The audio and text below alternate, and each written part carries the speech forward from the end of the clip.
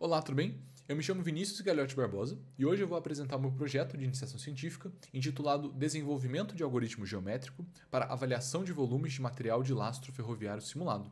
O meu orientador é o professor Dr. Alfredo Gai Neto e este projeto foi desenvolvido no Departamento de Engenharia de Transportes da Poli.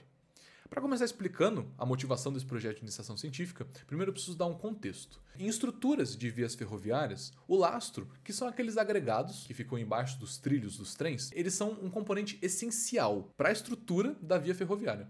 Porque o lastro é responsável por garantir o suporte uniforme para os trilhos e dormentes e também é responsável por distribuir as cargas de forma homogênea para os materiais subjacentes da estrutura. Ou seja, é muito importante verificar, na hora de fazer uma manutenção de uma via ferroviária, o índice de vazios do lastro. Porque se tiver uma região que for mais densa do que outra, isso vai impedir com que o lastro faça a sua função de distribuir a carga de forma homogênea e de garantir o suporte uniforme para os trilhos e dormentes.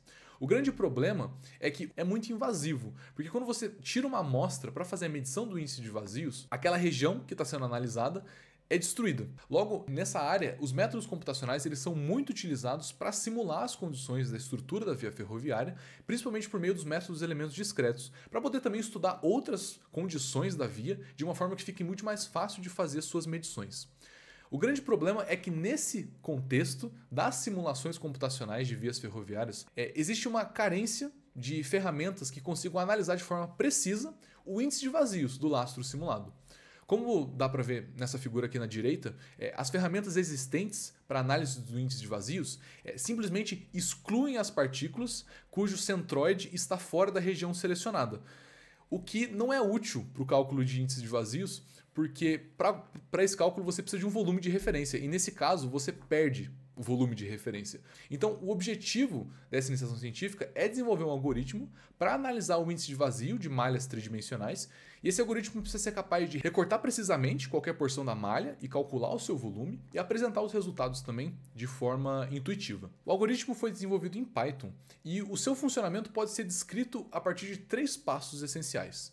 O primeiro passo que o algoritmo faz é justamente realizar esse recorte. E para isso a gente utilizou uma biblioteca de Python chamada Trimesh, que ela é especializada em lidar com malhas tridimensionais. E principalmente ela é capaz de realizar operações booleanas entre as malhas tridimensionais. Ou seja, se eu criar uma caixa virtual, um volume virtual, eu consigo realizar uma operação de interseção entre a caixa e a malha tridimensional do lastro, permitindo com que eu faça o recorte perfeito do agregado que está ali, me permitindo finalmente conseguir calcular de forma precisa o índice de vazios em uma região. E aí, o próximo passo do algoritmo é fazer com que essa caixa virtual, esse volume virtual que eu criei, possa se deslocar ao longo de uma região do lastro, permitindo com que eu não só descubra o índice de vazios de uma região toda, mas eu possa mapear como o índice de vazios varia ao longo de uma região do lastro por meio dessa ferramenta. E depois de realizar todos esses recortes, o próximo passo do algoritmo é basicamente calcular o volume das partículas em cada porção e comparar com o volume de referência para a determinação do índice de vazios. E para realizar esse cálculo existe um método que, utilizando cada uma das faces triangulares desses objetos 3D, você consegue formar um tetraedro e a partir de formando vários tetraedros e alguns com volume positivo e outros com volume negativo, você consegue calcular o volume total das partículas. Para então poder testar o algoritmo, a gente pegou uma simulação computacional que simula a socaria de um lastro ferroviário. A socaria é um processo de manutenção que visa justamente homogeneizar o índice de vazios. A gente fez com que várias caixinhas virtuais viajassem ao longo do lastro que fica embaixo do dormente central para poder ver essa variação do índice de vazios pré e pós-socaria. E os resultados foram muito interessantes. Se a gente for analisar, por exemplo, a região B1 pré-socaria, aqui nessa linha azul, o algoritmo acusou uma heterogeneidade gigantesca do índice de vazios